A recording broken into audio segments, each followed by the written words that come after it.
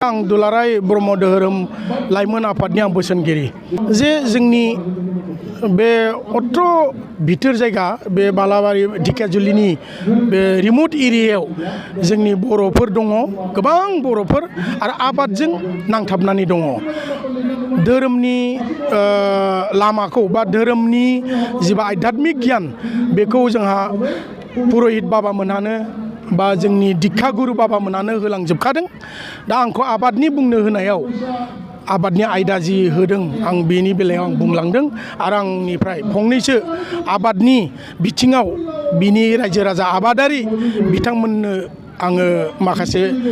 सुबुरन्थाइ बोसोन होनो मोननानै आं गोजोननाय मोनदों न'खर दानायाव न'खरखौ लांनायाव न'खरनि सुख सान्थि गोजोन लाबोनायाव धोरोमा एक नम्बर जाय न'खराव धोरोम गैया मोनसे धोरोमनि आध्यात्मिक गियान होननायखौनो बुजिया बे न'खरा माने मोजां सान्थि थाया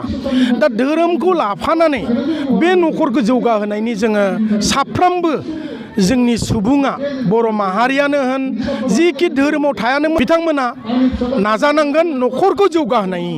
दा न'खरखौ जौगाहोनायनि बा न'खरखौ मोजां थासारि लांनो नागिरोबा जोंनो सोलोंथाइ नांगौ जोंनि न'खराव फिसा फिसौआ सोलोंथाइ थानांगोन धोरोमजों लोगोसेयैनो आरो बे सोलोंथाइ होनायाव गोबां थाखा नांगौ जोंनो बिमा बिफाफोरनो थाखा रांखावरिनि अभाब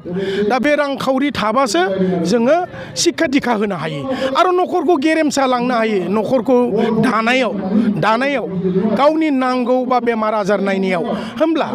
जोङो माहारिया आबादजों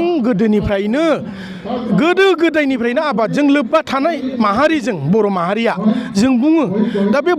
बर' माहारिया आबादजों लोब्बा थानाय हिसाबै जोङो आबाद बिथिङाव जोङो थुलुंगा होनाय आरो आबादखौ बैग्यानिक पद्धतियाव